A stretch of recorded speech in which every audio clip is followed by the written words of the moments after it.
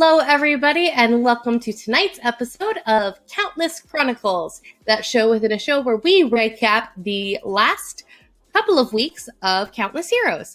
I am Tessa. You can find me at Selkie Dreams on Twitter, and I am usually your RPG mom, but for the time being, I believe that I am the Dice Dragon Mother. And with me, as always, is my wonderful and fantabulous co-host, Heather. Hi, everyone. I'm Heather, and I play Soxy on Countless Heroes. You can find me on Twitter at amethyst_magic with a CK, and we're here to recap the last, episodes 122 through 131 for you today. Woohoo! Yep. Yeah. When we last were here, we were at the end of Arc 4, so let's get started with Arc 5, which doesn't necessarily have a name, but for the time being, I'm calling it Lamina. Yeah, I mean, that's probably as appropriate a name as any for the moment, at least. I'm sure Logan will, call it something else later that has to do with the trauma we go through in this particular arc. But for now, Lamina works. I mean, it's not always trauma. Sometimes it's wealth, and then everybody we love dies. Yeah, that's true. Actually, I believe that's this arc. We start off with that. Mm-hmm. Okay, you want to go ahead and start us off? Sure. Alrighty. So, starting off with episode 122, which was Liaris 14th, or February 12th. It had Soxy, Nathan, Saldana, Syl, Callie, and Rosie. To recap sort of from the end of Arc 4, despite the fact that the King of Secrets is now gone, Soxy and Oshin still don't remember their pasts. And because of the work of Imelda, pretty much everything has gone back to what it was before that last week when the King of Secrets really just wreaked havoc everywhere. So the Guild Hall is back to being the Guild Hall. And in particular, one interesting thing that will be visible on character art as well is that Nathan now has both his eyes. So a lot of things have gone back to what they were before.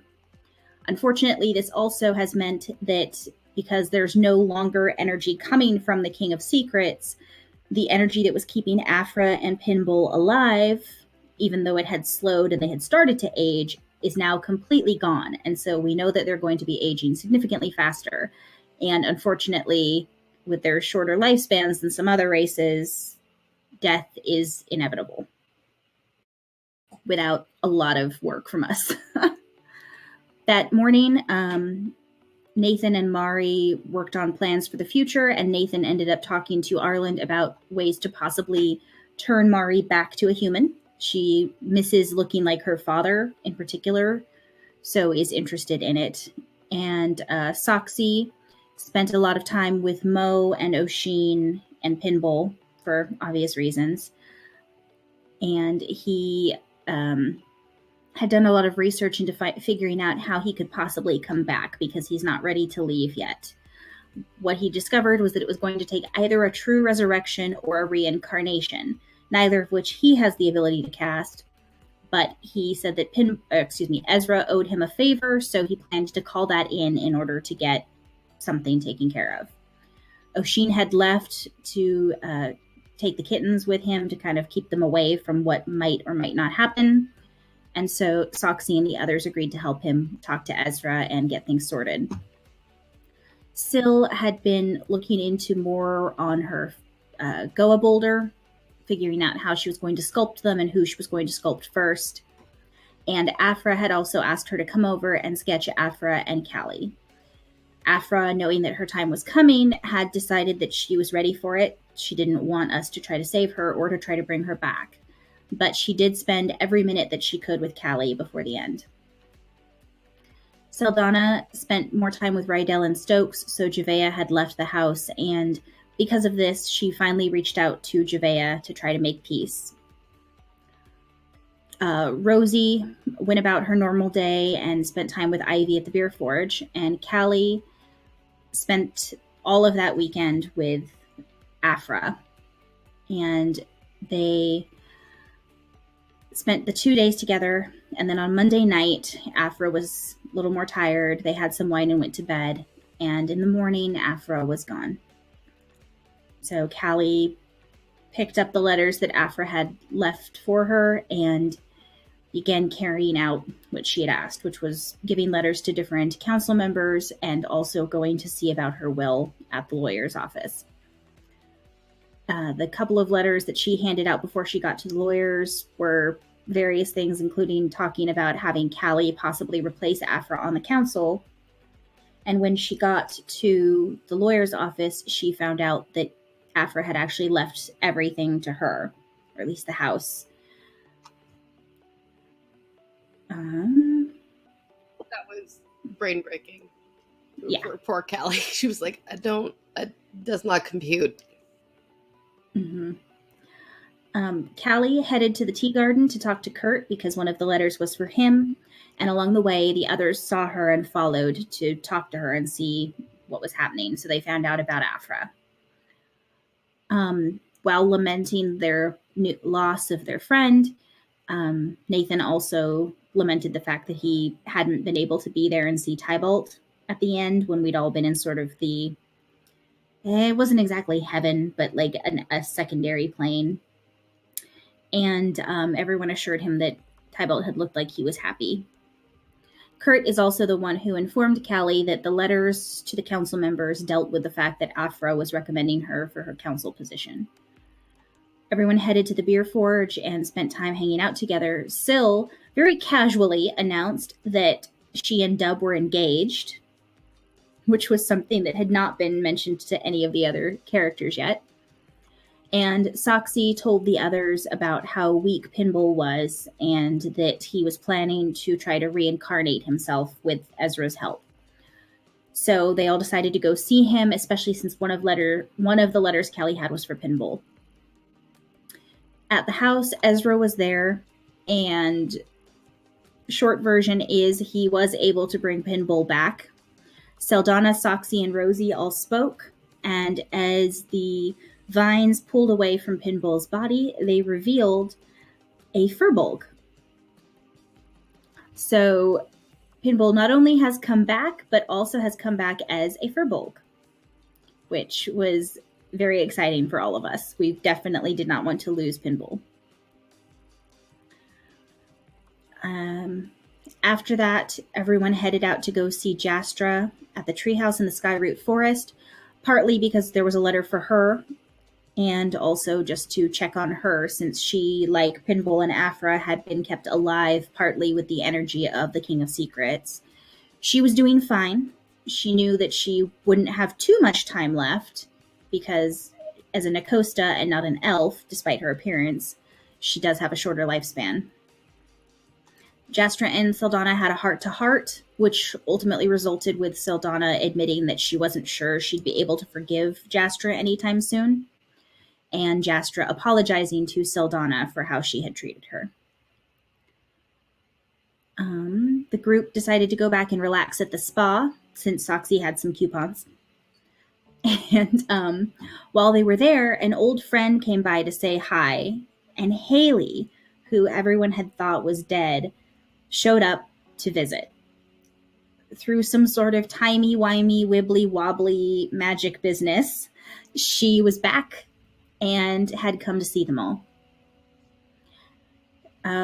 Haley, in particular, spent time hanging out with Rosie, and Rosie ended up confessing about her feelings for Haley, though Haley did express that she appreciated it and was happy that Rosie had told her. She no longer has those kinds of emotions, and so she couldn't reciprocate, but she appreciated that Rosie had told her. And they spent the night hanging out and talking together. Which brings us to the next day, where we had a very, very special guest. The one, the only, the truly fantastic Fennec. So Fennec came on and guested as Miss Fennec, one of the members of the Steel Syndicate. And the reason that Haley had been there is that Fennec needed our help. And as Haley explained, that this was a thing that will have happened in the past, but what happened to her was in her future, and traveling the plains is confusing, is basically what we broke it down to. Yes, very much so. So, Haley and Fennec, Haley and Mari had a touching reunion very quickly, as they were both very happy to see each other. And Fennec was saying that she was getting ready to leave, which made Mari a little sad. And while they were saying goodbye, they noticed that there was a little trail of fox marks leading a path for everybody to follow. And inside were Lark's home, which is where they led to, were some large Alumis presents. And 2 were addressed to Lark, giving blessings for his upcoming arrivals. And the other one was a note to Haley with a ton of gold inside. So, very much gold. And we found out that Fennec had a task for us. Her ship, the Howl, had gone missing, and she needed our help to find it. While we were discussing things at our guild hall, there was a rumble of footsteps from upstairs, giving away that we had a guest. Bula, the snow leopard tabaxi, introduced himself as he came downstairs, and we realized this was our new guild contact with the Sub-Rosarium. And while he is a bit more gruff and businesslike than Afra was, he did make sure that we knew that our first priority was Lamina Island.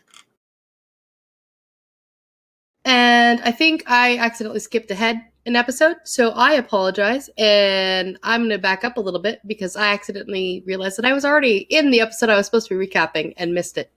So Bula was not until the next episode. We did, however, go on an adventure with Miss Fennec. Sorry, my fault.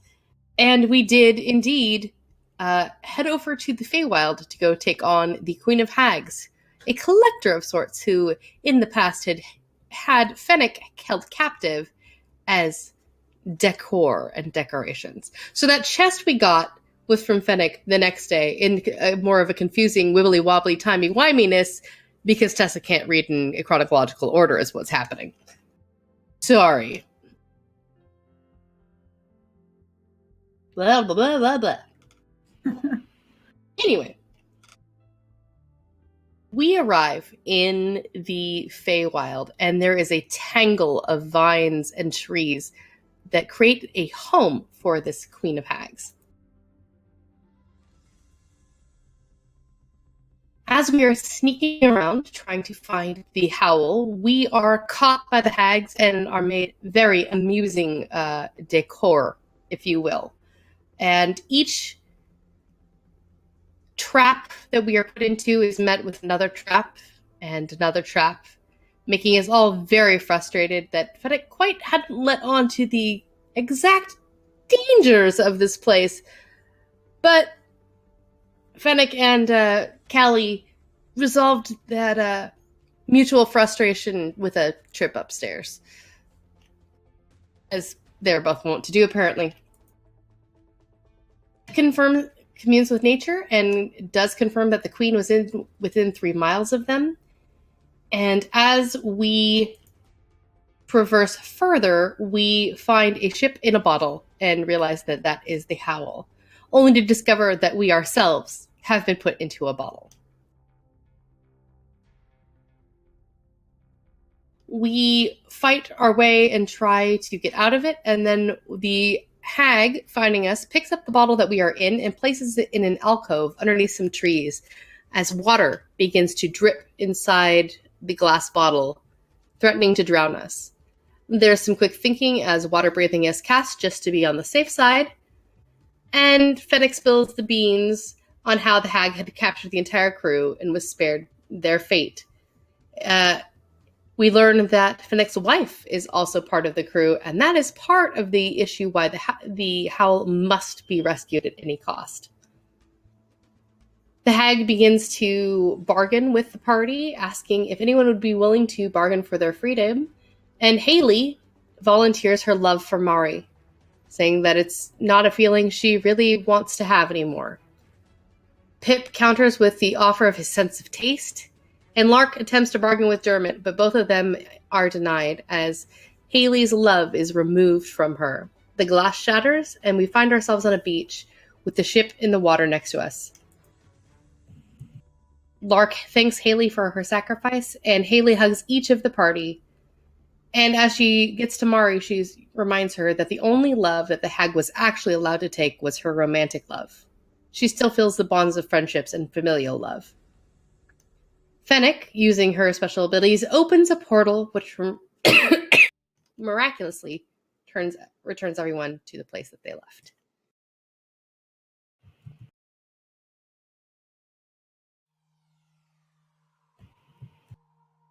And that was the end of that episode. So I apologize for a little bit skipping around as my brain didn't want to read in correct order.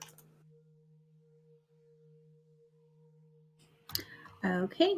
And so just finding, there we go. Okay. Nope, I almost did the same thing. There's so many pages of notes. You can skip the chest and get right to the introduction of Bula, if you will. Because we already did that. Notes. That's true. Okay, so we have the chests. Back at the guild hall, we met Bula, as Tessa already said, who is our new liaison with the Sub-Rosarium. And he was definitely more gruff than Afra had been. She'd been a little friendlier, especially recently. But nonetheless, he doesn't seem like he's a bad sort. He was a very big, beefy snow leopard tabaxi. Very friend-shaped. Very friend-shaped, yes. Perhaps not as tolerant-shaped, but friend-shaped. And yes. He did let us know also that in about 6 weeks, we were supposed to be ready. So that we would be going to Lamina very soon, and that we would have about a month before the voyage, possibly 6 weeks, but that we should be ready to leave in a month. And then we had a big time skip. 4 to 6 weeks went by without much happening. We just did our daily lives, got our stuff together, hung out with each other. And the main points are that Callie was not accepted onto the council.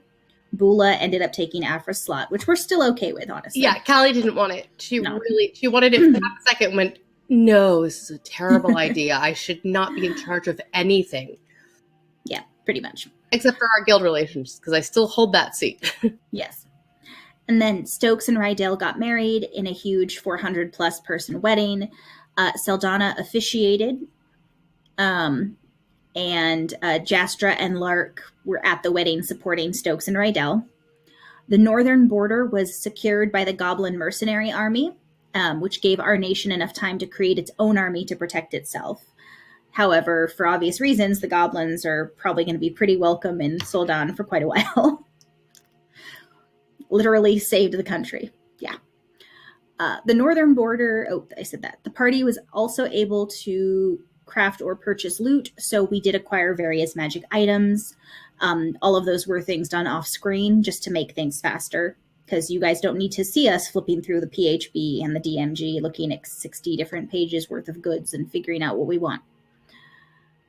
We did, however, receive an item from Bula that the Sub-Rosarium had been working on. It was something that could be put on top of our tomes of transcription that would make it so they didn't require attunement. So they can still only be read by us, and they still wipe if we put them down and whatnot, but we no longer have to have them attuned so we could have more magic items.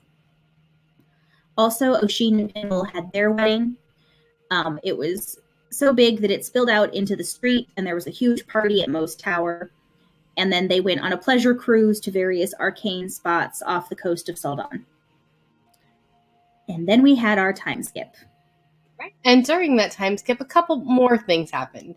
The Council and City Watch Authority got solidified over the city.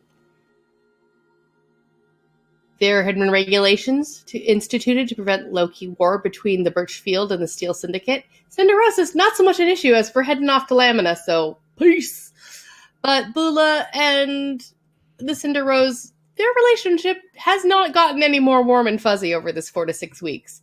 there is a respect, a healthy amount on both sides, but we're probably not going to be friends. This is strictly a business arrangement for him. Yep. And as try as much as we could not find Donovan. It is like he's completely vanished. He never existed. There's no evidence of him even being there. Heresy from Kyros is beginning to spread into Soldan a little bit, even though the Goblin army is at the border. And behind the scenes, the Inverted Cup is doing quite well. The guide to Cinderhaven that was published allows to keep the members updated, and they've cracked down on anyone with loose lips, which no one in the party, I believe, has spilled any secrets about what they learned that day. Lark and Prime Heart's property has been denoted by the city, and both of them were actually even given a few more acres of land. The farmland around their forest heads became prized because of the enchantment that both of them were able to impart into the land. Having a nature cleric and a Oath of an Ancient's paladin nearby, I believe, is quite prosperous. While this time skip happened, a few other things took place. Pip and Mari made sure that they both learned Feroche. Pip also learned how to wield the rifle and sealed the majority of his burrows while he was gone, so not everybody would fall in. Oshin learned more about the nature of Lamina Island, and Pimble made sure that they had a sending stone so they could keep and check in every day as much as possible. We know that teleportation and sending magic is a little tricky in Lamina. It seems to not work 100% of the time. GB and Finku work together to teach each other within the dream spells, making sure that they use the most of their time both awake and asleep. GB learned how to use Tinker Tools, and Finku learned more Arcana. And the rest of the time Finku spent with Daisy, who he attempted to help learn magic. GB and Ivy went to Matthias's farm, and Matthias said he'd been following GB's and Ivy's lives and that Hobbs had left a bunch of things to pass to them over time. He tried to get all of them out for him, but GB insisted they get put back in the closet until the time. He would receive the gifts at the appropriate moments. Callie spent time learning about the religion of Lamina and spent the remaining of her time working on creating an orphanage for the city out of Afra's old house in her honor. Funding it for the next several years on her trip, making sure that the orphans of the city would have a good home. Lark spent time with Sletherlock and the other Illithid and tried to become an ambassador to him, but did indeed learn the ability to speak telepathically by eating the brain that Oshin did not want to eat at all. Jastra delivered twin boys to Lark, a Goliath named Berwyn and a half-elf named Vasana. Prime Heart spent time with Callie, and doing his learning of the Primal God's chants, he managed to pick up Draconic. And also spent a lot of time drawing more of the populace to the temple of the Prime Gods, teaching gardening, farming techniques, and proselytizing. He also performed several weddings, including Oshin and Pimble's. Syl worked towards carving Vass, her Goa child, with wit, and learned the ritual to transmute airshale. She also created an artist commune in her workshop for Dub to be in charge of while she's gone. The goblins went and had a little adventure of their own and learned some engineering from the Birchfield Institute. And Ezra began slowly stepping away from his public roles due to displeasure with current events, and there is scuttlebutt that he may leave the city entirely at this point. Bilgeport expanded, and through extensive use of the boat lift became the hub as the boat lift line became longer and longer and more people needed to spend time in Bilgeport. The Greasers Union and the Forge Clerics began to strengthen ties now that the poor relationship between Afra and Tira was no longer stymieing their cooperation. And Mo had to look for a shop because his wares had gotten so extensive that the city no longer wanted him to run it out of his tower. And an extremely large ship arrived, staying on the lower waterways. It did not fit in the boat lift. It was so large, which is saying something, as the boat lift is ginormous. Sporting a crew of 60 people, this was the ship that would take us to Lamina. One of the objectives, of course, is to try and open up teleportation travel, perhaps by finding a specific relic of legend that might open it up. Yep. And then we had another little bit of a time skip.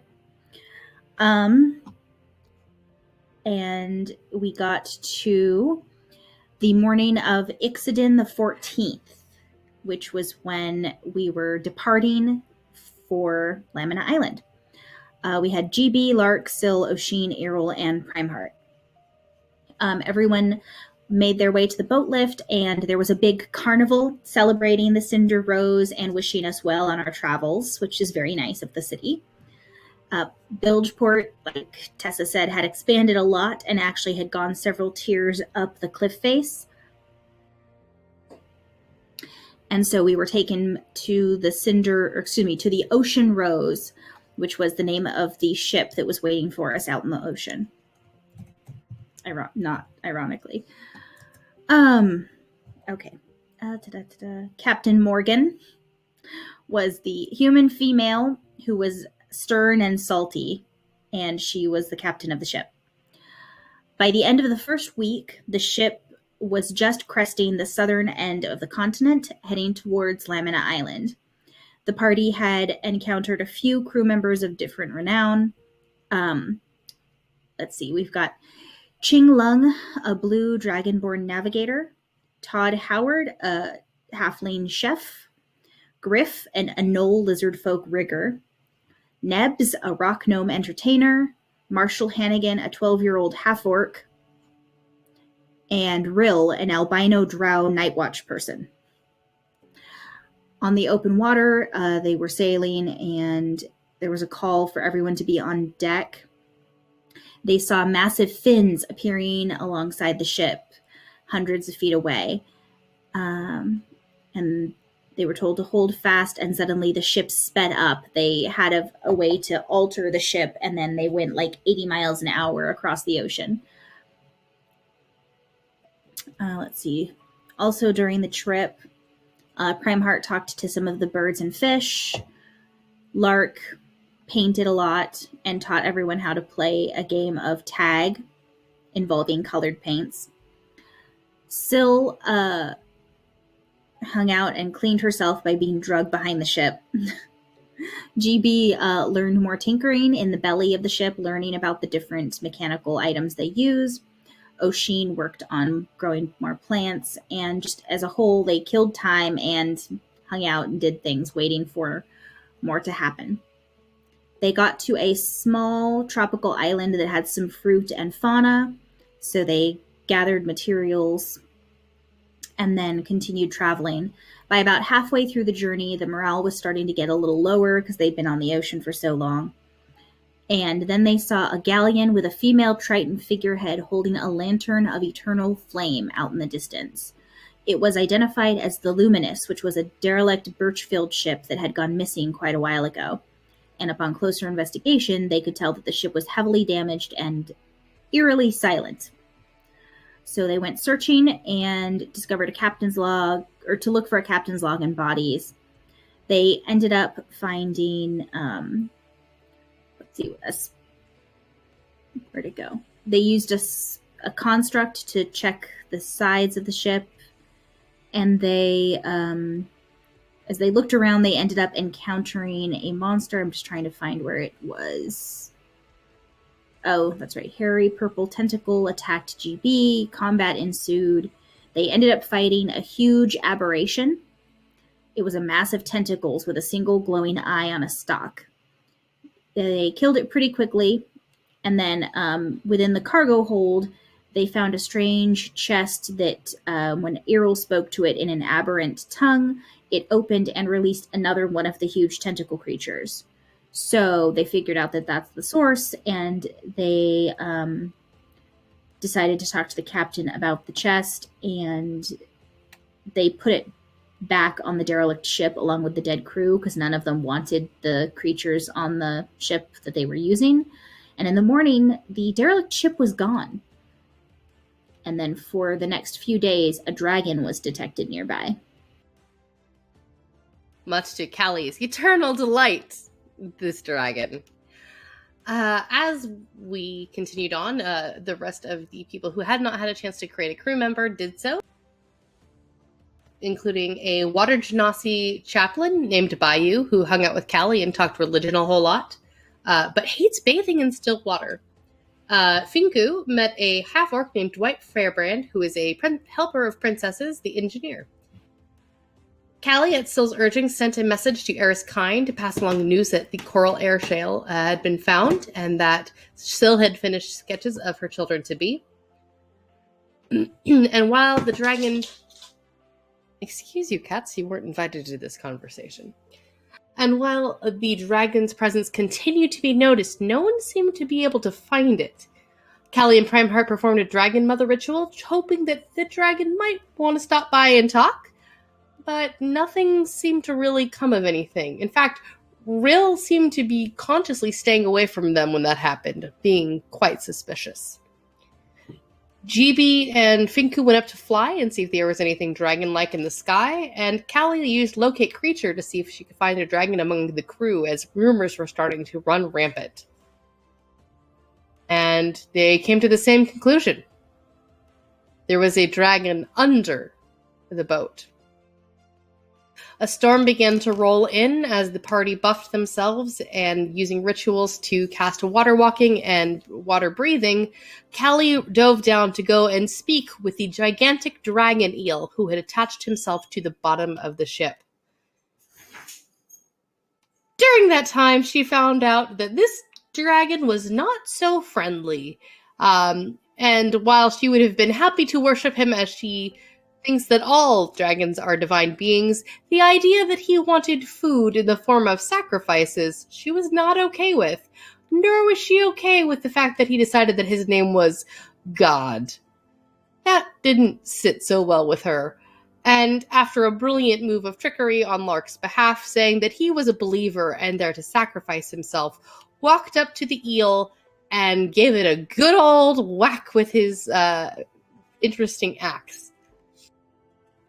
There was a tense couple of seconds as we realized that this dragon eel could fly through the storm that had gathered. And it wasn't so much that it was flying, but it was literally swimming through air, making it incredibly difficult to hit. A few days after that we were able to finally defeat this dragon, we discovered land.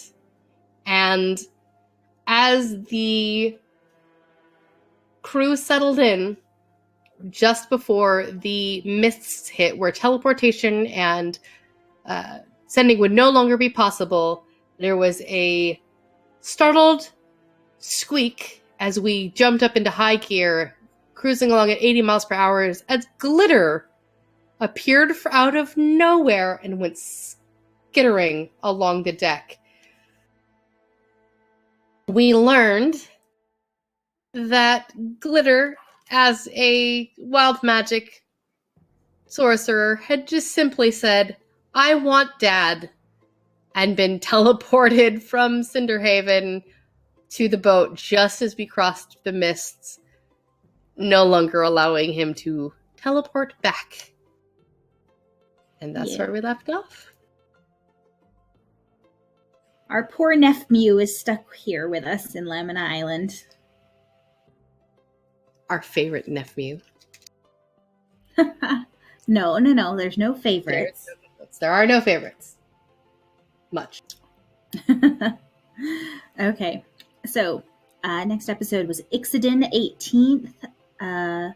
Let's see, we had Soxy, Rosie, Nathan, Pip, Callie, and Oshin, who joined us after the break. The ship settled in at a dock town, which is set up on a rocky outcropping just off the coast of the island. So it's not technically Lamina Island proper. And this city is called Mistwatch. It's a very, very small settlement. There's probably maybe 100 people at most in this town. But there's a few different businesses, and several of the party members looked into them. Soxy went to the Scavengers Guild It's only got about 12 members or so, and they're all sort of the gruff, rough and tumble types. But basically, they are the scavengers. They go adventuring a little bit further onto the island. They gather goods and whatnot, and they bring things back to keep the little settlement going. Their leader is a gnome named Rylos, and he's constantly fidgety. Each place that we went to gave us a little hint about things about the island. So Rylos told Soxy about some of the creatures that are nearby that they would need to worry about, including things like the skittering haunt, which is also called a shitno. Yeah. Which is a 3-foot-long reptile with 10 legs. And its poison can cause paralysis and muscle necrosis, and then it eats you like a spider. Shit, no. That's just no. Another main concern is something called a glass tick. It's very, very tiny and almost clear. It's very hard to see. But once it lodges into the skin, it can cause the bones to become very brittle. It like sucks out the calcium basically and makes your bones brittle. So it's especially dangerous for any sort of furry creatures because you can't see the ticks. They're so tiny. And because of that, you run the risk of then being in battle and having your bones and whatnot break much more easily than they're supposed to. He also warned us about the urban legend of the wriggling death, which is actually a giant banana slug type thing that they have bits and pieces glued onto, and it's in their sort of little guild hall hut thing. And the helpful hint he gave us was that there is a plant called the dawn fern, which is somewhat like an aloe, and it can be used to remove the glass ticks. So if someone does get one, we do have a way to take them off, thankfully. Pip ended up going to see the baker. No big surprise there. The bakery is called All You Need, like kneading dough with a K is love.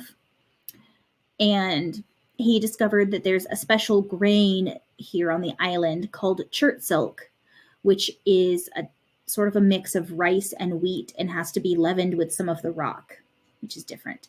The baker's name is Gertrude. She goes by Gertie, and she's a Loxodon. Her advice to Pip was to steam the seafood rather than boiling it, because if you boil it, you'll end up in the bathroom for several days, which is important information for us to know. Nathan went to meet the doctor in town, who is a tiefling named Dr. Dell that uses they, them pronouns. They are sort of a bunny-style tiefling, which was very cute. And their advice was to not touch the red moss, which seems like good advice. Especially when we learn more later. Callie went to the smithy. She met Soraya, who is a Goliath woman that works there, and was told that her advice from Soraya was, don't leave without your weapons. You are only as strong as your equipment, which also makes sense. Rosie went to the storehouse and met the owner, who's a tall male goblin. He's actually very tall for a goblin, so he sometimes gets mistaken for a hobgoblin. And his name is Herb. His advice was don't drink the seawater. Also very good. Everyone met back up at the tavern. We discovered that the owner is a Yuan-Ti male named Norbert. And we also found out that the little tavern here seats about 20 people or so. There were a couple of rooms for rent if we wanted them. And most of the little huts here in the settlement don't have kitchens. So a lot of people actually eat at the tavern. We also met a bard named Snagglefang, who is a Faroche. He plays a dobro.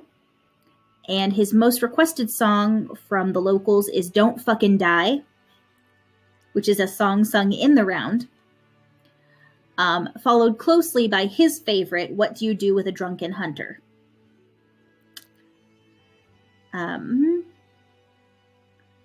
The way that the town is connected to Lamina Island is by a very long bridge, and they have a portion of it that rotates so that they can disconnect themselves from the island if something's trying to get across, and then reconnect themselves back again. We also found out about some of the local fauna and whatnot. Nearby, there's a plant called a moon pear. It's very sweet and crescent-shaped and can be fermented into moondrop ale. There's a field nearby that has special berries called dragon's fire that are sort of a minty cinnamon, and when you chew them, there's a vapor that comes out of your nose and mouth. And there's a vegetable similar to a really big, rigid morel mushroom called a curdle cap. Has to be eaten like pretty much the day you pick it, otherwise it starts to decay. But if you chop it up into little pieces, it tastes like cheese. While we were in the tavern, Rylos approached the group, having heard about us. Since they don't get many visitors, we're the strangers, and they had heard a little bit about the Cinder Rose and that we were fairly strong and adventurers. And he asked us to help because 3 of his men had gone missing. They'd gone out to scout some ruins about a mile or so onto the island and hadn't come back when they were supposed to. So we all agreed to do the job. You know, people's lives were in danger and we were bored shitless, so why not? And we went traveling. He gave us a map and we worked our way through the island towards the ruins that he had pointed out. Oisin left Glitter with Mari and Primeheart for safekeeping. Pip led the way since he's most familiar with Lamina Island, since Soxy doesn't remember anything. And along the way, he pointed out something called arboricites. That it's sort of like a plant or moss, and it will fill and take over, like a type of sentient moss that'll take over the different creatures on the island. It devours them and takes the bones and uses it as a structure to build itself up on, and then it can uproot and go chase after people and attack. But because we saw them in time, we were able to sort of sneak around them and not have to deal with fighting them, which was nice. We got to the ruins and discovered the 3 men had been hiding in some sort of little cave. It wasn't a very big one, but they'd been hiding because of a creature that they referred to as a gobu. As we were talking with them, we discovered a small baby gobu. We realized it was fairly young, maybe an adolescent, and we fed it, so it was friendly with us. It didn't try to attack us. But we also knew that because it was nearby, so was Mom. So Soxy basically chucked a trail ration into the forest when we heard Mom coming. And the baby ran after the food, and then we ran the other way and got the hell out of Dodge. We made our way back and then did some business with the people in the town. Soxy ended up trading some of her healing cherries, the alcoholic ones from Jot, to get some of the dawn fern. So now she has a bunch of it, and she got enough actually that we shouldn't have to worry about glass ticks for our entire stay. So one less thing to worry about. And Soxy's a badass. Because Soxy doesn't want anyone to have brittle bones and die. There's that. And then we settled in and got ready to wait till the ship showed up so that we could leave again. Alrighty. So a few more people were discovered. The sheriff, who is a petite lizard folk with a tree frog appearance named Muskoke. Is that how? I think, or Muskoke? I can't. I'm not sure. It was Musoke. Musoke. Thank you. I wasn't there, so I didn't know how to pronounce it. I apologize. The tree mill is run by Randall, who is a turtle that is allergic to dust. Birds of a Leather is a textile shop run by 2 parrot Aarakocra, Text and Tilly. Night Bright is a drink made out of locally produced honey and tastes like sour lime and honey. Rylos asked the party to return to the ruins and scavenge whatever they could, and the guild would be happy to pay them for what they found. As they were getting ready to leave, Mark? Wow. That was a combination of Mike and Lark that just came out of my mouth. Lark pulled an extremely heavily studded leather out of the hag bag. Unfortunately, it was currently being worn by a dead Corosian elf. Not good. Not good at all. Also a javelin of lightning, a brooch of shielding, and a quirky hat of disguise, which never disguises itself, was recently found in there as well. Yeah, they were on the body. It's what the dead elf was carrying. The party decided to put the dead elf in the bag of holding to question later. Callie would like to question this decision. Oh well. But the rest of the party decided to make their way carefully through the jungle, avoiding the borosites and passing a ravine filled with ivy growth that they hadn't seen before. Just walking another 10 feet past where they were changed the landscape dramatically. They began to scout around the ruins, and Owen tried to see a little bit more by getting on Evangeline his griffin, but was spotted by a large bat-winged flying crocodile. Flying didn't seem like a good option, and so he got back down. A few other little things were found, including a bit of bone that GB found, and as he was digging it up, he found a cavern beneath with something moving in it. He said hello, and then began to back up as a mound of skeletal bodies moved en masse to attack the party. It enveloped Syl, almost dropping her immediately, and the party had quite a time trying to get rid of these bones. But the bones appeared humanoid in nature, not Farosh or chitin, and as the party defeated the bones and descended into the structure revealed by GB, there was a small antechamber with 2 sets of double doors closed, sealed by rope, with magic on it. Each door had a pictogram, the left one a Farosh, and the right a beetle, similar to a chitin. The magic on the door is identified as symbol of death, mind blank, and divine word. Rylos was very happy with the other items that the party brought back, and the party decided to cover the opening that they'd made to head back into town before returning, not wanting to chance opening those doors just yet.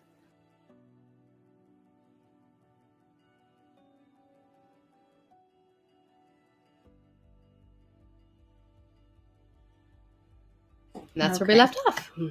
Yes, alrighty. So, Ixaden, 21st. Okay. So, meeting at the tavern, Callie drew from the bag and everyone hung out.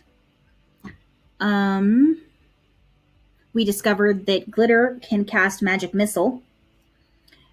Because when Callie pulled from the bag, she got a little rubber ball, which Lark bounced around for Glitter, and as he was focusing on it, he shot a magic missile at it. Most adorable magic missile ever. Mm-hmm.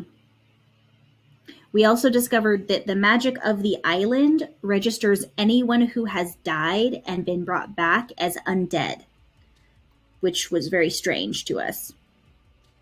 However, things like turn undead don't work on them. They just detect as undead. They went out to the ruins to do some more exploring, and on the way,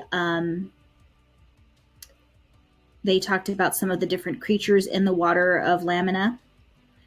And they also found out a little bit more about Errol and his past with his 2 friends, Half Cat and Nick, who had been his Farosh and Chitin friends, respectively. And he expressed worry that Soxy and Pip would not be happy to see members of their kind being raised as zombies under his control. So he hadn't used that ability yet with the pieces of them that he had. Let's see. At the ruins, they started looking around, and they didn't really find anything. Pip looked around and found a gargantuan Spinosaur basking in a ravine nearby, and he was aware that it was one of the most deadly denizens on the island, so he did warn everyone to not go near that and that they should be careful. Errol pulled out the bones that he had of Half Cat and Nick and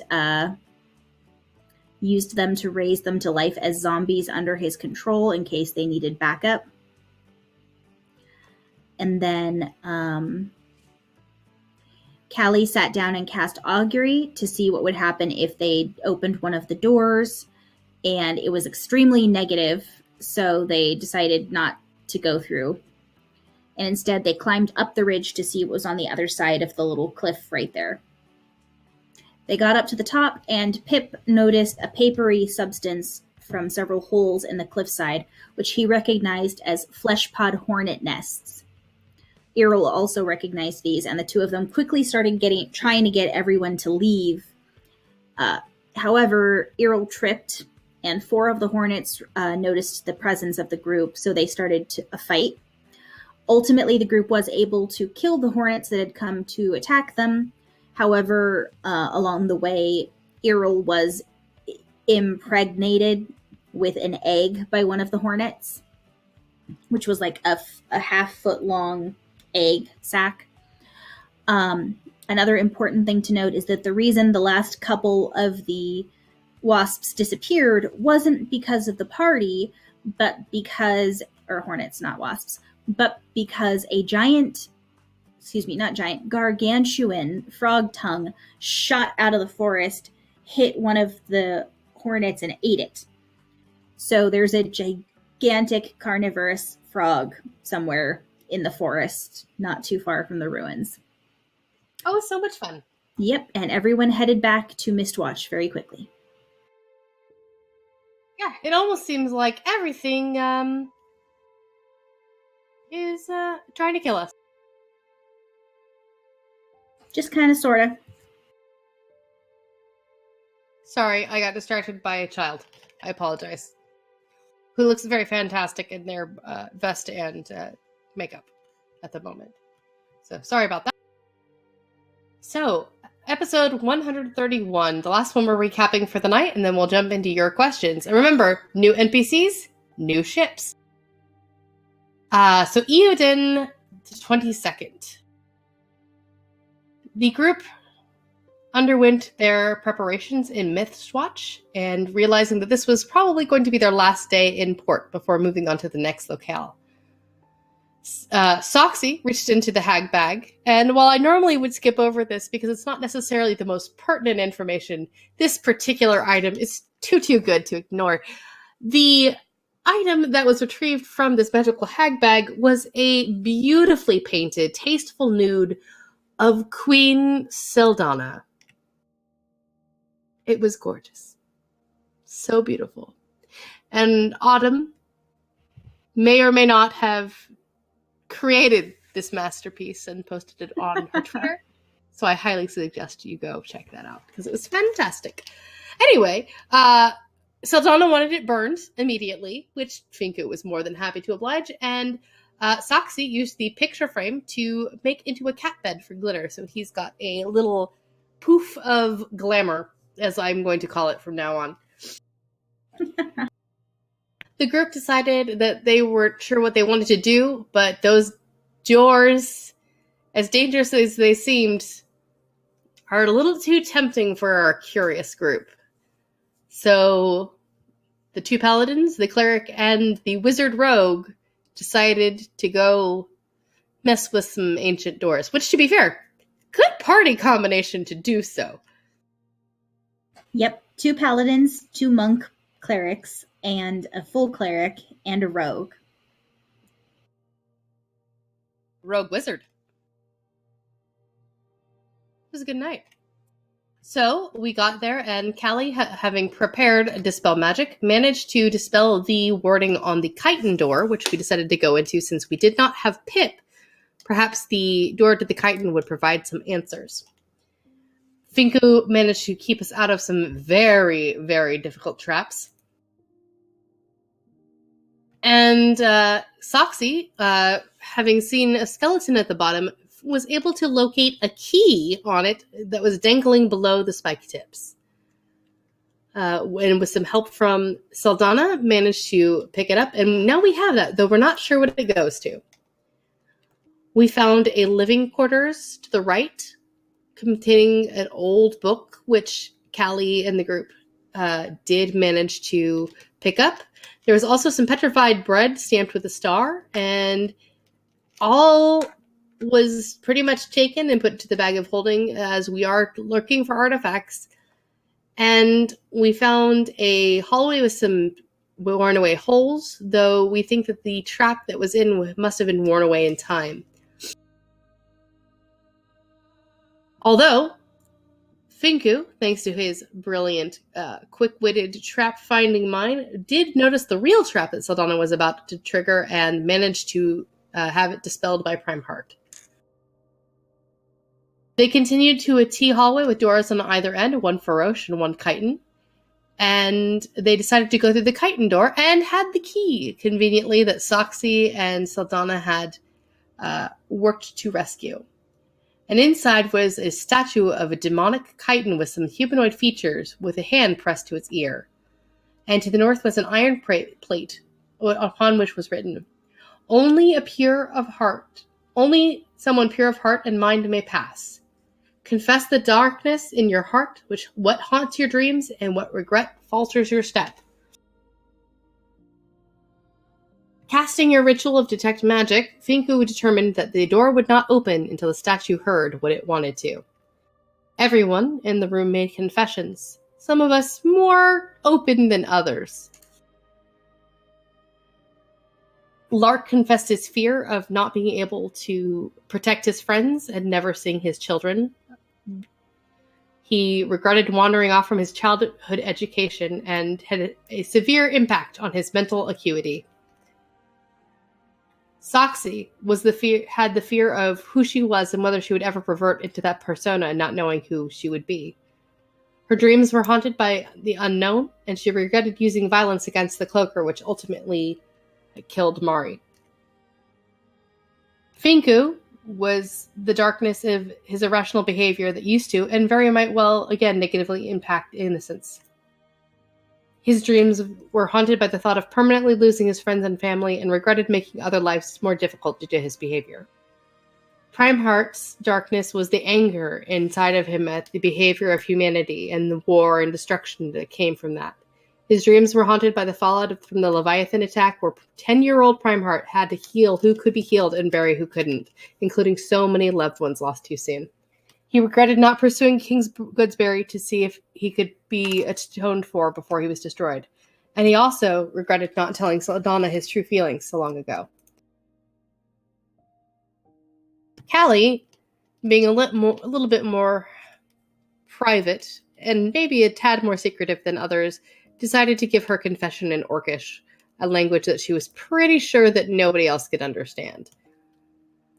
The darkness in her heart was her brashness and her feelings of selfishness at being dismayed that she may not be able to raise a family with Prime Heart, and losing his love against others. Even though she's happy to share him, she does have a couple pangs of jealousy when it comes to certain people.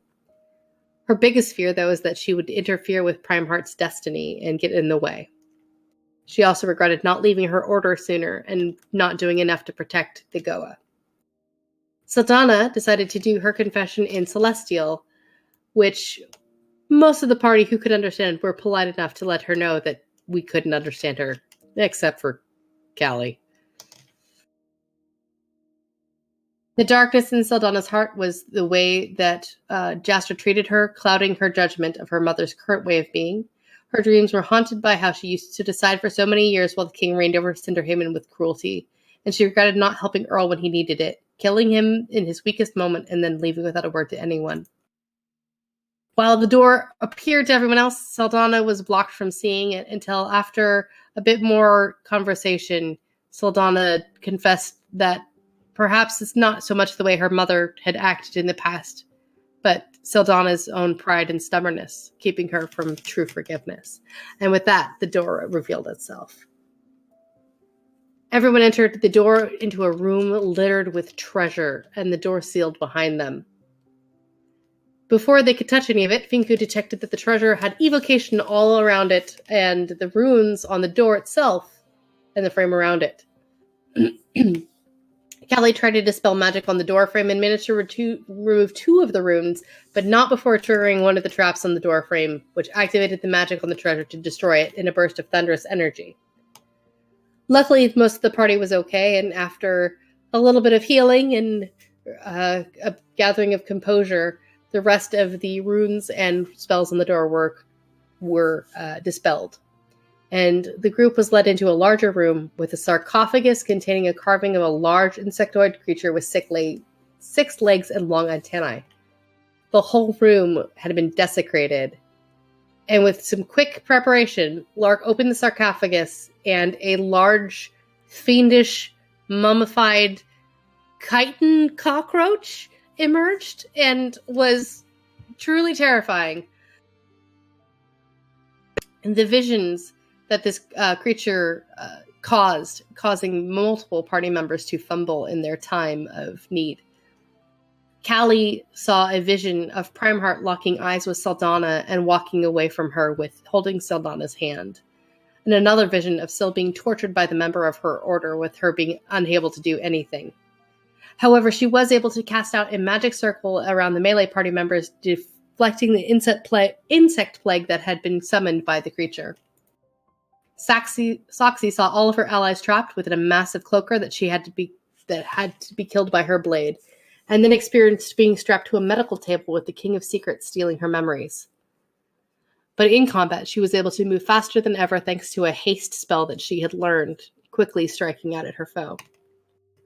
Saldana experienced being at a party in Cinderhaven as the wealthy elite laughed and looked down on those who were less than them, and she sat amused by this rather than doing anything. She then felt herself walking uncaringly away from her friends who expressed that they needed her help as she ignored them. But in combat, as the visions faded from her, she blessed the fighters to show them that she cared, increasing their strength and stamina. Finko experienced party members leaving because of his stealing their equipment and being unable to fight. He also saw visions of all of his past screw-ups coming to haunt him. And in the combat, in his moment of triumph, he summoned a earthen hand to hold the creature down, allowing us to strike easier. Primeheart experienced massive lines of his allies, all who needed last rites done. No one needed healing at this point. It was all too late. He found himself attacking at one point with unbridled rage at this foul creature and lost himself in the attacks, foregoing weapons for claws dripping with acids and growling animalistically all the way. But in the combat, he managed to conjure his wheat-filled spirit guardian that kept the insect plague at bay even further and attacked with the spear cleverly. Lark's visions were that of losing Jastra, being unable to be there when she held her last breath, and no longer being tied to the woman he loved. He also managed to trying to attack the creature, trip unceremoniously, and fall into the sarcophagus. But in the combat, Foster was the one with his newly found magical teeth and claws to finally subdue the evil. Saldana and Vinku, looking around the room, realized that it had an enchantment on it that combined 2 rooms into one, depending on which door you walk to enter. There's still the Farosh labeled other set of doors to walk through. And maybe the party, if they choose to, tomorrow, can convince the captain to stay one more day if they want to take care of the Farosh that is probably waiting in the other coffin. But no treasures to be found in this area. So far. We'll see what is laying in that room potentially tomorrow. Or potentially tomorrow we move on to a new location and let someone else do the adventuring of the undead mummy fiend Farosh. Indeed. And now we get to your questions. Oh shit, and I just saw Zach's new question. Holy crap. Gotta hang on to that one, because why do you gotta hurt me like this, Zach? Holy crap. Okay. Yeah, I put it in the notes. The Noche. It was a Nochi. It's not the Rochi. Mm-hmm. It was not Rochi from Fallout 4. It was Nochi. Yeah. All right. Let's get to your questions. Indeed. Let's see. Just start from the beginning, I guess. Yes. So, from Zach, our first question is, what do you think Aldion is up to? That's a very good question. That is a good question. We're not in the city right now. There's all sorts of things he could be up to. Hopefully, enjoying the status quo now that there's not a evil vampire. So, right. Or a giant fiend coming to attack the city. Those things are good. So, in theory, I'd assume he's relaxing. He possibly has moved back home to Mistvale instead of living in Cinderhaven. I mean, he was definitely pivotal in some of the earlier arcs, and I think the party as a whole would still consider him a friend, but he's not necessarily a major NPC at this point. Mm-hmm. Yeah, I'm hoping he's just chilling, doing his own thing at this point. Mm-hmm. Hopefully he's still alive and safe somewhere. Mm-hmm. And not causing any issues. I think he's gotten his band back together, and he's now touring all of Soldan with his groupie. That sea elf bod brings all the groupies. Oh, that's right. I forgot. His face claim is Jason Momoa. So yeah, that's probably true. Yeah. Alrighty, our next question is from Fennec. What sort of creatures or beings are we most looking forward to interacting with on Lamina? I really kind of want to go after that Spinosaurus. I want to... of course you do. Well, of course I do, because big scary things need to be toppled. Look, I just got out of surgery like 2 weeks ago. I'm ripe for some actual real life adventure. This is as much as I'm getting right now, so...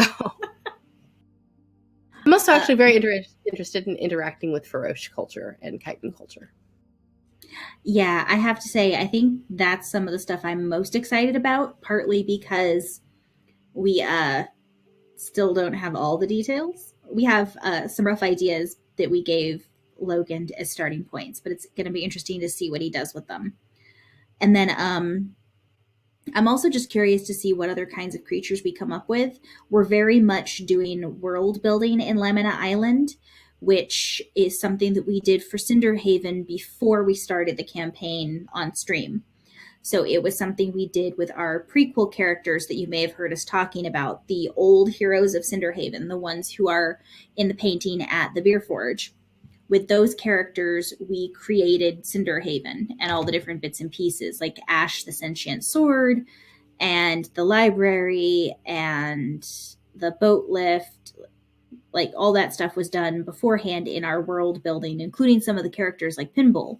So basically what you're all watching us now do is the same thing, but we're in Lamina Island. So you never know what's going to show up and what's going to be created. Yeah. The other thing I was kind of interested in is I want to know more about the mountain that Pip refers to, which we know is some sort of giant that his family lived on. I'm not entirely sure what kind of giant or what all it actually is, but I'm very interested in this mountain. Indeed. Yeah, I would like to meet Pip's parent? Question mark? Caretaker, Guardian? maybe? No. I'm not sure. Okay. Next question from Zach. How did your characters respond to being on the open water? Did they get nauseous, or was it not so bad for them? Callie missed being a Triton a lot, because she was like, I could just swim in this if I was still a Triton. But I'm cool. That's a good question. I don't think Soxy would have necessarily gotten nauseous, because she's been in Cinderhaven for so long now, and she's around water and on the water constantly. But I do think she probably was a little uneasy being in the middle of a giant, I mean, it's like a bug inside a gigantic puddle. Like, I think she was probably a little nervous. I don't picture Chitin as being very good at swimming. You have so many arms. Yeah. But 2 of them don't work. That's true. They're just vestigial. Mm-hmm. They can hold things that are small, Like she could probably hold a fork with one just to hold it while she moved other things around, but she's not going to be able to actually function with it.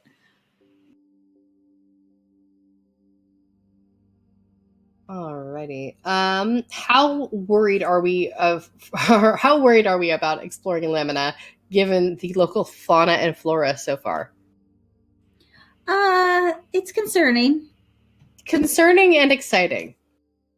I kind of feel like Lamina Island is Vale's version of Eberron. Not Eberron, of Zendrick.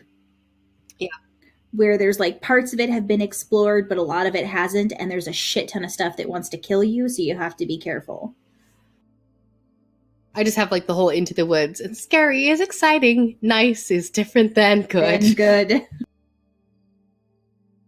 Yep. I'm excited about it though. I'm probably more excited than worried, mainly because I'm really enjoying the world building process that is coming along with all of this. Yeah, I have to agree. I'm excited to see what else we end up running into. Yes. Okay, so next question is from Autumn. What does the party plan to do with the body they pulled out of the bag? It's a good question. My understanding is that Seldana or somebody was going to do Speak with Dead at some point so that we could find out more information about what was going on wherever the elf was killed. Right. I'm a little just still kind of concerned that we have a dead body that we're just hanging on to. Not high on my list of priorities, personally, but I guess when we get back on open water, that's probably a good time to do it. Yeah, because we won't have a lot to do. That's kind of scary. Mm-hmm. Did anyone cast like gentle repose on it, or did they just shove it in the bag? I think we were in a hurry and we just shoved it into the bag of holding. Well, at least it's in a thing of stasis and it doesn't necessarily rot in there, I think. Because, ew. Yeah. We pull out goop. It's a goop elf now. Ugh. Augustus Gloop. Oh, God. Elf Augustus goop. Oh man. That's a nope. That's a hard nope. Alrighty. Autumn asked, is there anything on Lamina that isn't trying to kill the Good question? The other party members? We're not trying to kill each other. Yeah, I that might be. I think that the moon pair may not be trying to kill us. May just be trying to give us tasty drinks. Yeah, that's fair. I don't think anyone in Mistwatch is trying to kill us. Yeah, I think the folks in Mistwatch are fairly safe.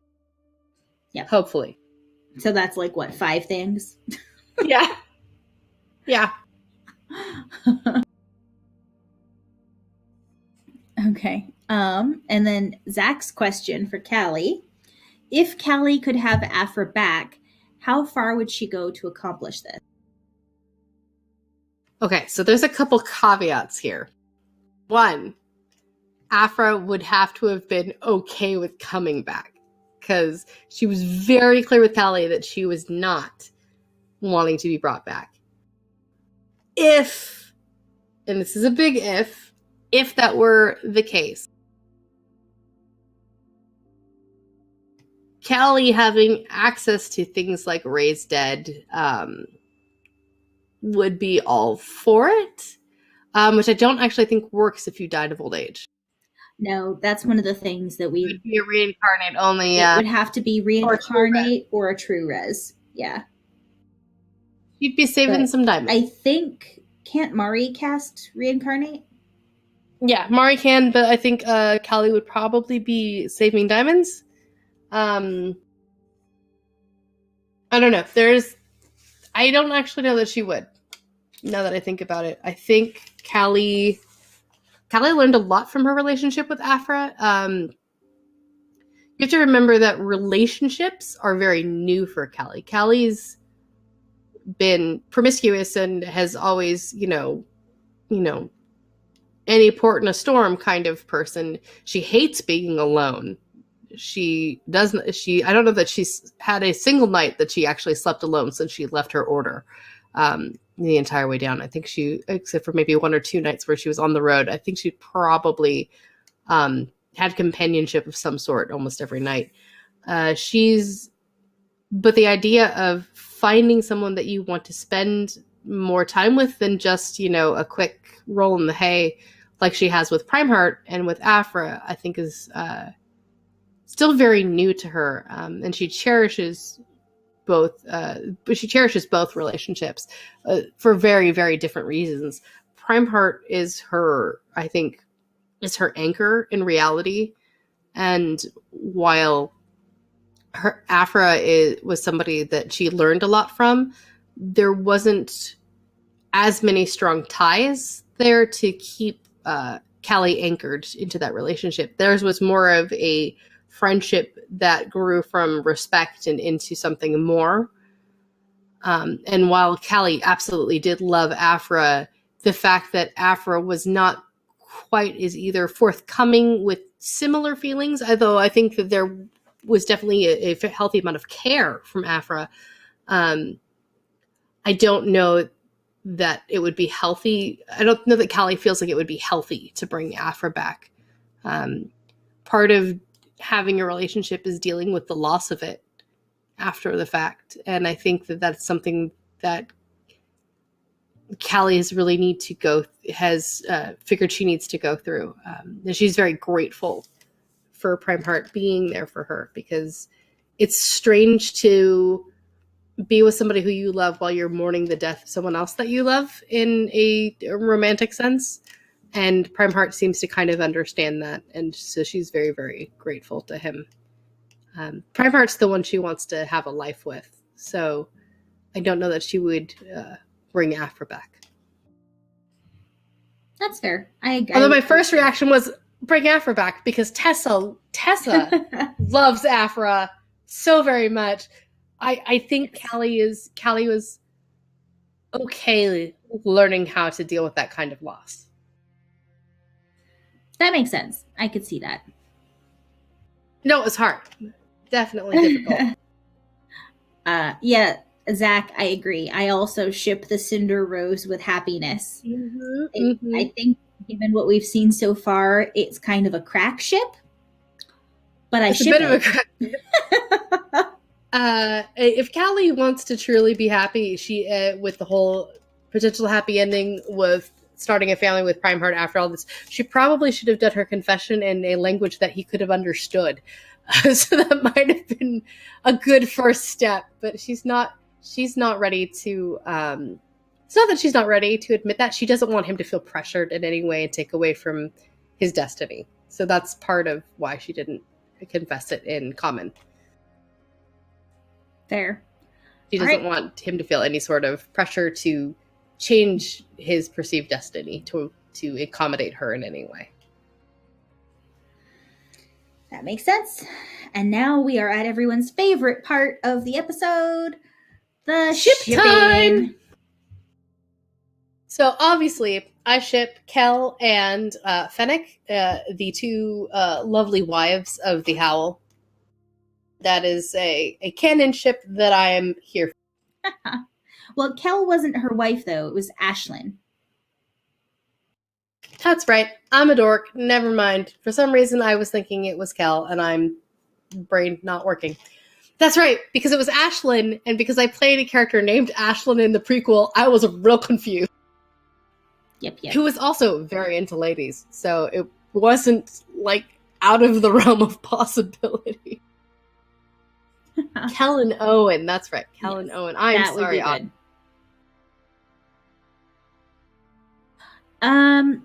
That's right. And we have new NPCs now. Although I don't know that I really ship anyone in the group with any of them at this point.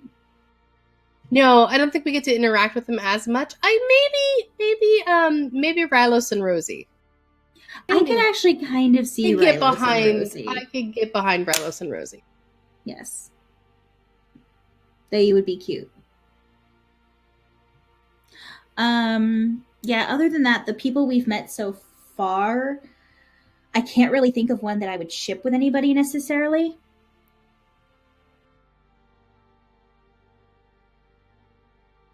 Wow, Logan. Okay. That's tectonic, babe. Tectonic, not platonic. Yeah. But close. I love it. Yeah, I don't know who else. I'm trying to think of who the other NPCs I think the main people that we're going to get to interact with are the people on the ship more than anything. Yeah. And I don't currently ship anyone on the ship with any of the group. The other thing is, too, I mean, most of the group has relationships at this point. There's very few of us that are still single.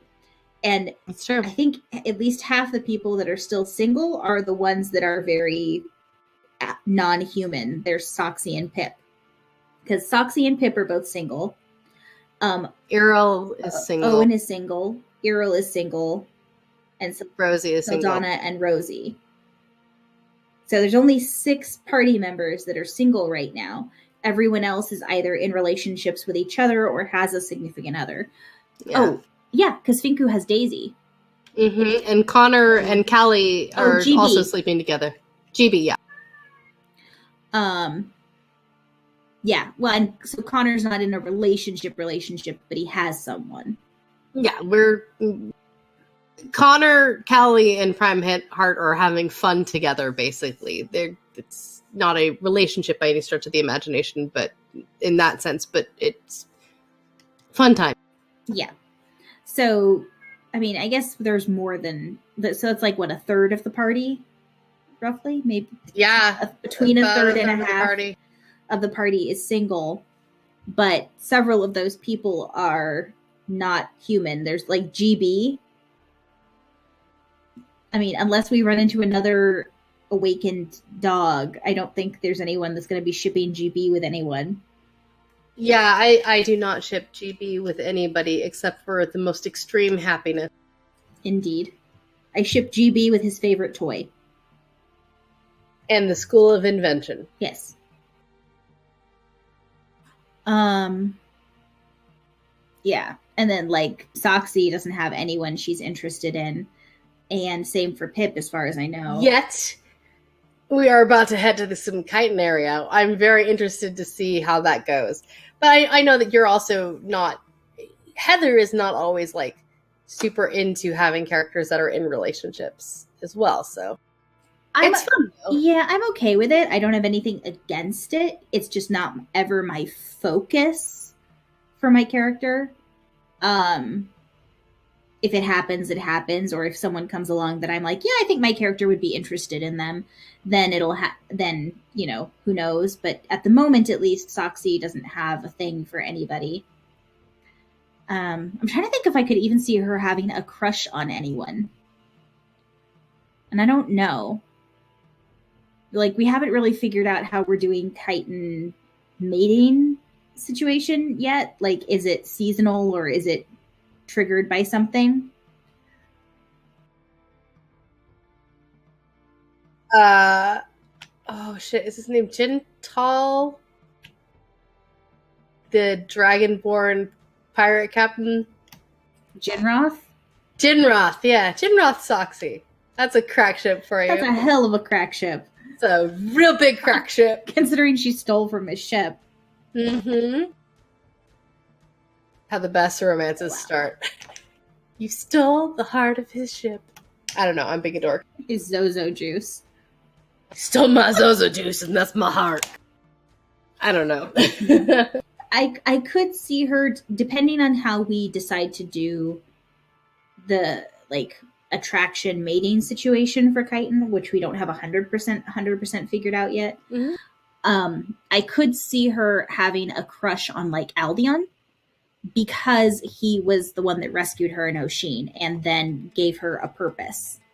So, like, Yeah. I could see that being, like, a little bit of a thing, but not, like, a full-on, like, I'm in love with you. More like a, like, little schoolgirl crush kind of thing. Got it. No, Zach. No. No. We do not ship Rinth with the King of Secrets. No, please. Yeah, no. Why must you? Rinth is scary. Well, not only that, do you want to have to fight the baby of Rinth and the King of Secrets? I mean, now that the King of Secrets is dead, I don't know that would happen. Oh, Damn it! shit!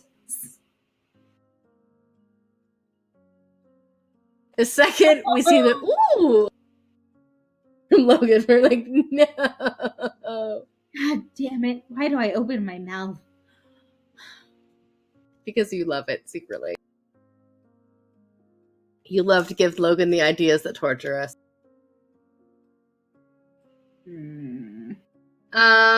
Let's see. I'm trying to think of who else I ship. I still ship Owen Holly. Yeah, I could see that. I still ship that one pretty hard.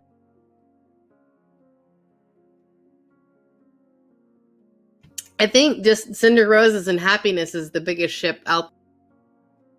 Yeah, and it's a crack ship, but it's a ship.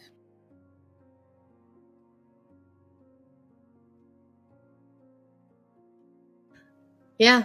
So, any other crack ships that you guys have? Logan, I see that you're in chat. Do you have any crack ships that you want to share with us?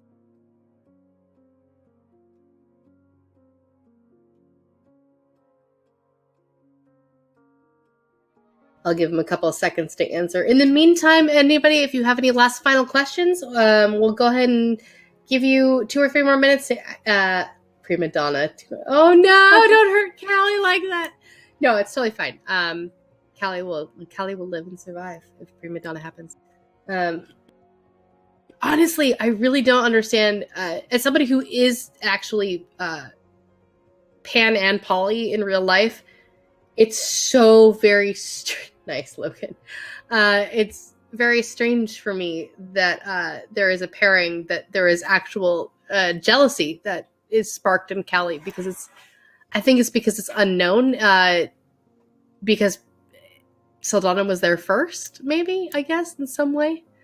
It bothers her, but she's not gonna say it because she don't want to be that person. Yeah. Yeah. Any final questions? Heather, do you have any questions that need burning answers?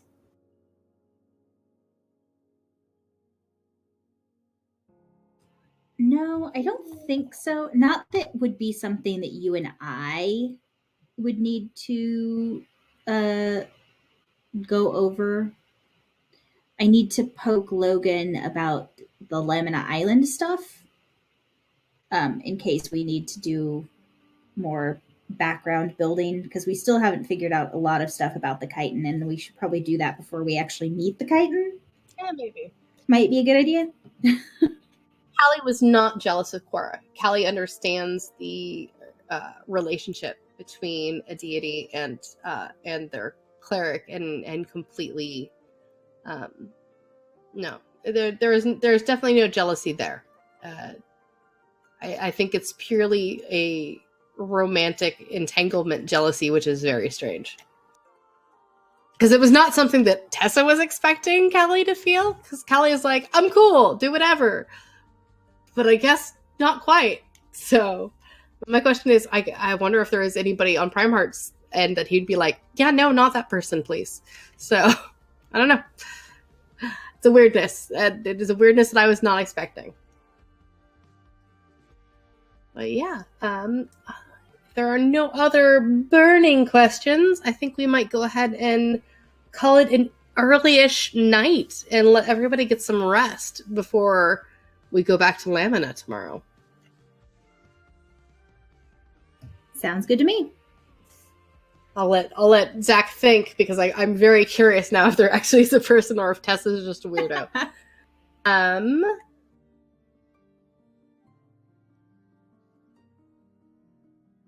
Yeah, this is 2 more weeks. We might do something. All right, guys. I think we'll go ahead and call it there. Tune in tomorrow at 12 noon for Discover RPG. Yes, the Players and Sleep is a good ship. I heartily ship Logan and Sleep. Logan and Sleep is a very good ship. And it is a ship that needs to occur more often. Isn't tomorrow Tuesday? I thought Discover RPG was Wednesday. It's Wednesday. I don't know why I was saying tune in on Wednesday at noon to watch Discover RPG. And then tune in Wednesday at 5 o'clock to watch Homebrew Studio. Yep. And then come see us at 7. Yep. All right. Soon, on April 9th on Tuesdays, you can check out Final Rites, a all-tiefling cast, which I am so excited about. Me too. I cannot wait. And then also April 9th, just you guys know, Countless Heroes will be taking a break on Tuesday nights, and Shenanigans, the original actual play that we were all started out with here on NerdSmith 1 year ago, will be heading... Yeah, not a break, sorry. They will just not be streaming on Tuesday nights. Right. But Shenanigans will be at the same time. Exactly. Starting April 9th, Countless Heroes is going to go to a Wednesday through Saturday schedule instead of Tuesday through Saturday. And every Tuesday will be Shenanigans, where you get to see me and Tessa and Angela and Logan and Kyle and Mike. Yep. Which is, interestingly enough, already has its own ships within ships going on there. I've heard several interesting crack ships in that one. I think my favorite crack ship is Adelaide Arthur, although I think Arthur and Merrick's mom is the best ship ever. Poor Kyle. Every time it comes up, Merrick gets so upset. What is it with your husband and dating characters' moms? I don't actually know. It's a very good question. It's happened in more than one campaign. Yeah, and it's not always the mom, but like a mother figure. Because in the Scion game that you and I played it was your aunts who were like your moms. And now it's Merrick's mom. And then Countless Heroes is Jastra. Yep. Mike has a thing for MILFs, I guess. So, well, or he just creates characters that the MILFs are interested in. Yes. And yes, Autumn, that song gets sung a lot. All the time. All the time. Autumn is a shenanigans. Autumn is a goonie. She knows. Indeed. She knows. She knows it happens. And other good ships I've heard are Val Bonnie, which I thought was very interesting. And Merrick Bonnie, or is another ship that I've heard. Merrick Bonnie I could see more than Val Bonnie. I don't know.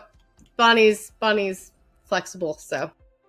Anyway, that's not the show we're supposed to be talking about, so we will go ahead and leave you tonight with our favorite phrase. Carry on, you funky little tieflings. Bye. Good night, everybody.